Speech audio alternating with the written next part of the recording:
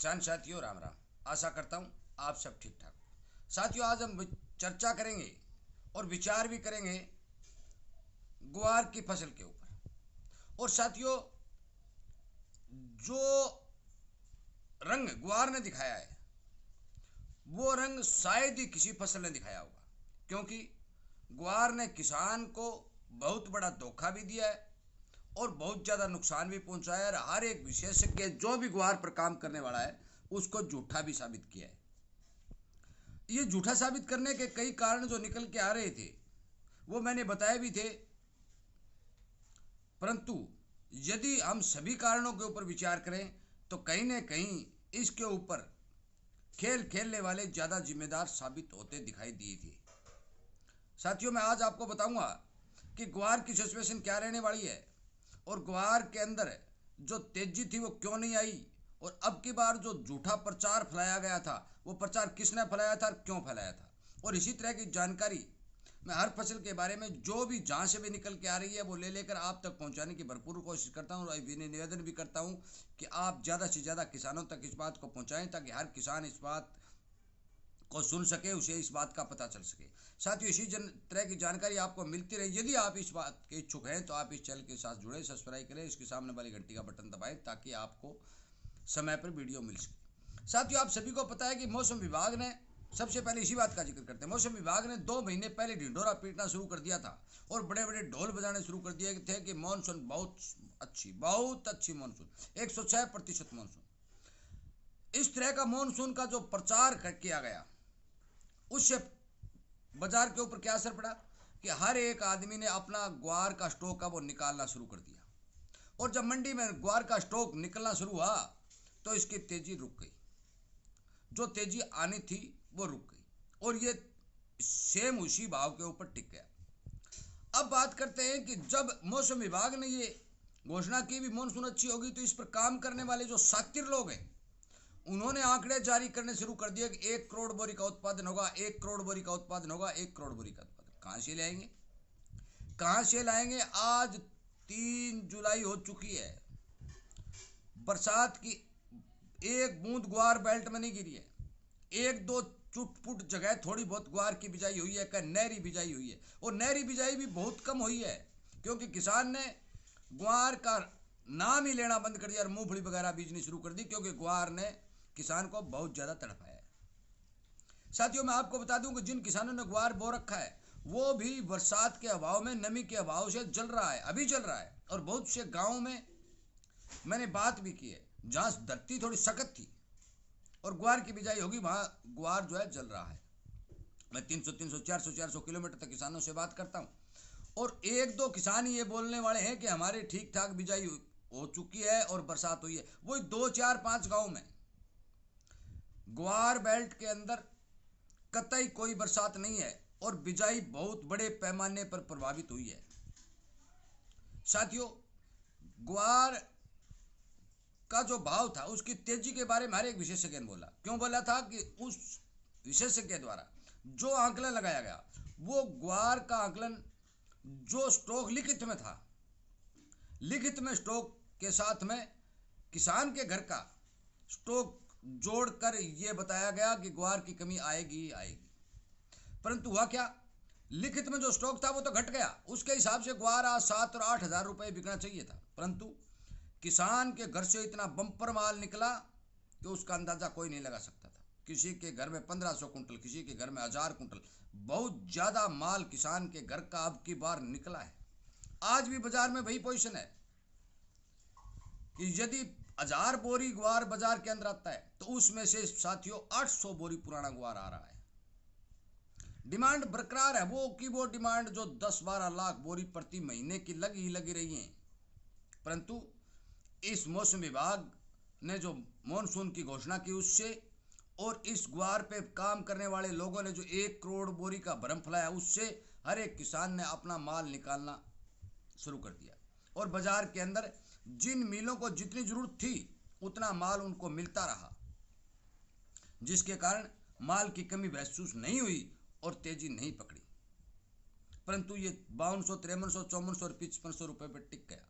परंतु मैं आपको बता देना चाहता हूं कि 7-8 जुलाई तक यदि ग्वार की बिजाई नहीं होती है, या 7-8 जुलाई को यदि बिजाई होती है, तो भी ग्वार का प्रोडक्शन निकलेगा कितना? क्योंकि अब की बार ग्वार की बिजाई बहुत ही कम किसान करने जा रहे हैं। क्यों करने जा रहे हैं? कि केवल और केवल 70-75 दिन का समय बचा है जो सरसों और चना बीजने वाले किसान हैं उनके लिए। नहरी क्षेत्र में भी वो कतई ग्वार नहीं बोएंगे, क्योंकि वो इस ग्वार के लिए अपने सरसों और चना की फसल को दाव पर नहीं लगाएंगे। वो मूंग आदि बो करके उसमें चाहे थोड़ा प्रोडक्शन हो, पर सरसों और चने की फसल की बुआई जरूर करेंगे। अब बात रही बिरानी क्षेत्र की। बिरानी क्षेत्र के अभी तक जो मैंने पिछले वीडियो बनाए थे कि भी खंड वर्षा होगी, खंड वर्षा ही हुई है और इक्का दुक्का गांव में बरसात दिखाई दी है। साथियों, यदि उन गांवों के अंदर 10-15 दिन में बाद में बरसात नहीं होती है तो बिजाई किया हुआ ग्वार इस गर्मी के वजह से जलेगा ही जलेगा। साथियों, अब की बार मॉनसून का जो डाटा मौसम विभाग ने दिया था उसके पूर्ण रूप से झूठा साबित हुआ है। पूर्ण रूप से, यह मैं दावे के साथ कह सकता हूं। जिस क्षेत्र के अंदर पानी की भरपूर कमी है उस क्षेत्र के अंदर बरसात का नामो निशान नहीं देखा मैंने। ना प्री मानसून का देखा है, ना मानसून का देखा है। और ये कह रहे हैं कि भारत कवर कर चुकी है मानसून। तो गई कहां? इसको किसने पकड़ लिया? साथियों, मौसम विशेषज्ञ जितने भी प्रकृति को पकड़ने की कोशिश करते हैं, प्रकृति नहीं पकड़ी जा सकती, अनुमान लगा देते हैं। अनुमान से किसान का बहुत बड़ा नुकसान हो जाता है, बाजार धड़ाम गिर जाते हैं, झूठा प्रोडक्शन का ढिंडोरा पीट दिया जाता है। आप ये बात सोच के देखो, क्या बिजाई करते ही प्रोडक्शन के आंकड़े बता सकता है कोई?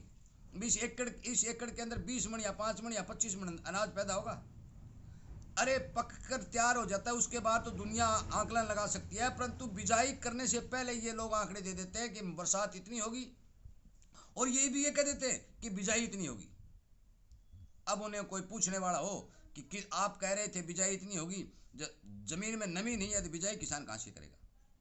साथियों, मैं आपसे को फिर विनय निवेदन करता हूं कि आप इस तरह के भ्रमित प्रचारों से बचें। ये किसान को खिलौना समझकर खिला रहे हैं, और ये किसान के दिमाग में वो घुसेड़ रहे हैं कि ये सच्चाई है, वो सच्चाई नहीं होती। और मैं बार बार आपको वीडियो बना कर सावधान सचेत करना चाहता हूं, कर रहा हूं कि यदि आप इसी तरह इनकी बातों पर विश्वास करते रहे तो एक दिन ऐसा आएगा कि ये लोग आपको इतना भ्रम में डाल देंगे कि आप कंफ्यूज हो जाएंगे कि करेंगे क्या। साथियों, सावधानी बहुत बड़ी ताकत है। सावधानी हटी और दुर्घटना घटी। यही बात मैं कहना चाह रहा हूं कि बाजार के ऊपर जो हावी लोग हैं उन लोगों की बातों में न आकर के अपने विवेक से, अपने हिसाब से खेती करें।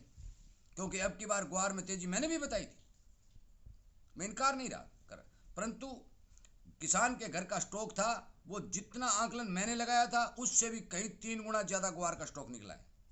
अभी पड़ा है, परंतु अभी ये पुराना स्टॉक निकलता जा रहा है।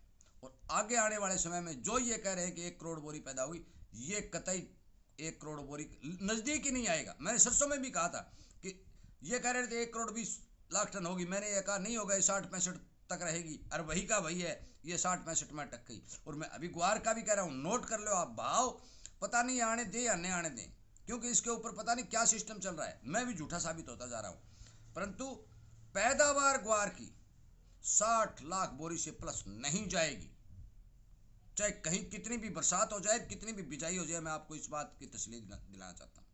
इसलिए आप इस बात से पूर्णतः अवगत रहें कि जो लोग बाजार के ऊपर या मौसम के हिसाब से वीडियो बना कर किसान को भ्रम में डाल रहे हैं, उनसे कृपया करके सावधान रहें।